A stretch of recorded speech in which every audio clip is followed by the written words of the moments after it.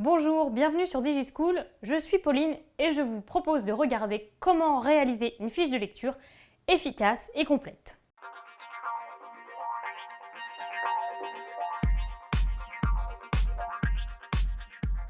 Qu'est-ce qu'une fiche de lecture? Une fiche de lecture, c'est une fiche de révision qui va mettre en avant les éléments essentiels d'un livre, ce qui vous permettra de réviser sans avoir à relire ce même livre, qui va présenter également une synthèse concise et précise de tous ces éléments afin de les mémoriser plus facilement.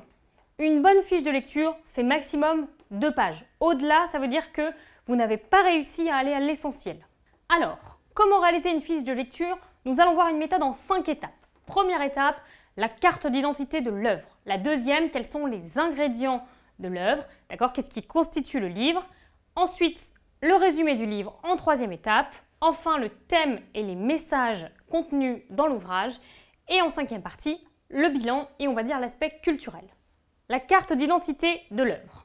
Alors, évidemment, dans la carte d'identité, on trouve le titre complet, d'accord? Par exemple, ça ne va pas être simplement Candide, ça va être Candide ou l'optimisme. L'auteur, Voltaire. Il est conseillé de rédiger une mini-biographie de l'auteur simplement pour pouvoir le situer dans l'espace-temps.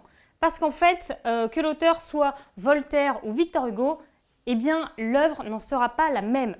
Savoir qui est l'auteur permet de comprendre certains aspects de l'œuvre qu'on ne pourrait pas saisir si on ne savait pas qui était l'auteur. Par exemple, dans Candide de Voltaire toujours, Voltaire veut faire passer cette idée du progrès humain, mais aussi d'une critique de la religion et en même temps de la foi dans le progrès, etc., etc. Une critique de la philosophie de Leibniz. Donc, savoir que l'auteur est Voltaire et que Voltaire est un homme de son temps, à savoir la philosophie, le temps des philosophes des Lumières, d'accord, permet de comprendre tous les thèmes qui sont abordés dans Candide, d'accord, et de voir que, eh bien oui, en fait, Voltaire dénonce certaines choses, certains travers de son temps. Ensuite, le genre. De quel genre d'ouvrage s'agit-il? Est-ce que c'est du théâtre? Et dans ce cas, on précise. Théâtre, est-ce que c'est une comédie, etc., etc. Donc vraiment aller dans la précision. Ensuite, la langue d'origine. Parce que, par exemple, pour l'Iliade d'Homère, la langue d'origine est le grec ancien. Et c'est important de savoir qu'en fait, nous, ce que vous allez étudier sont des traductions et que les traductions peuvent varier. Le deuxième partie de cette méthode présente les ingrédients de l'ouvrage. Par exemple, premier des ingrédients, c'est le contexte. Dans quel contexte se situe l'ouvrage? Quelle est l'époque, le lieu, les événements politiques, etc. Alors, par exemple, on peut prendre Les Misérables de Victor Hugo, d'accord? Et bien, le contexte des Misérables de Victor Hugo, c'est la Révolution de juillet de 1830. Le cadre, toujours des Misérables, c'est Paris. Donc, en fait,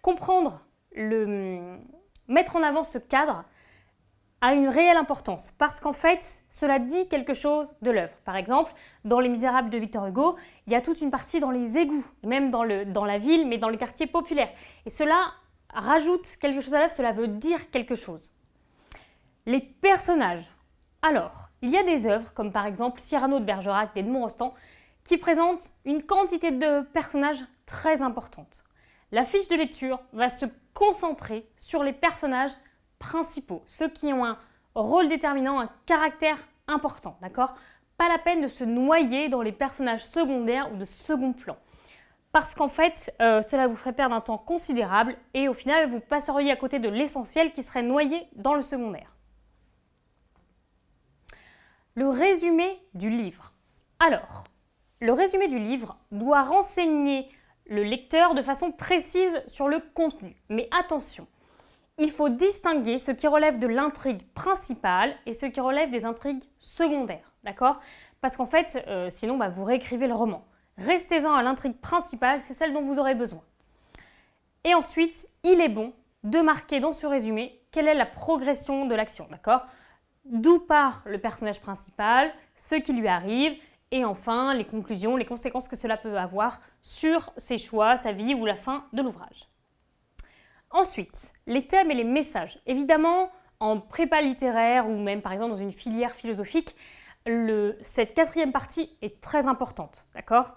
Mais même simplement en première littéraire, d'accord, pour le français, il est très important de parvenir à voir au-delà du simple texte, d'accord? De voir quels sont les thèmes principaux que l'auteur veut utiliser et quels sont les messages qu'il va faire passer par rapport à ces thèmes principaux, d'accord? C'est très important. Cela permet de comprendre aussi le retentissement de l'œuvre à son époque, etc., etc. Le bilan et l'aspect culturel. Alors le bilan vous permet de savoir, de mémoriser dans quel cadre. Est-ce que c'était sur un cours sur le théâtre, sur par exemple le drame, sur le roman? Dans quel cadre avez-vous lu cette œuvre? Et qu'est-ce que l'étude de cette œuvre vous a apporté par rapport à la compréhension du cours? Si vous faites ce travail au moment de la fiche de lecture, vous gagnez du temps parce qu'en fait, cela vous permettra de mémoriser. Si vous tombez sur le théâtre, cela vous permettra de mémoriser quelles œuvres sont les plus pertinentes à citer au moment de l'examen. Ensuite, il y a le lien avec votre programme. Est-ce que cette œuvre a un lien avec le programme de toute votre filière ou simplement juste avec le programme de français?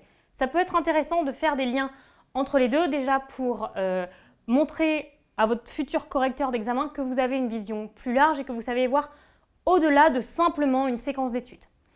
Ensuite, pour l'aspect culturel, il est bon de noter certains passages, on va dire, d'anthologie de la littérature française, voire étrangère.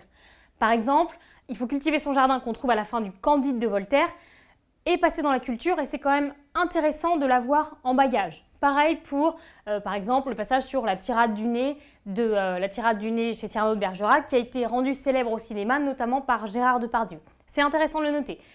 Chaque œuvre, surtout les très grandes, ont leur petit moment d'anthologie qu'il est bon de connaître, d'avoir dans son bagage culturel. Merci d'avoir regardé cette vidéo et à très bientôt sur DigiSchool.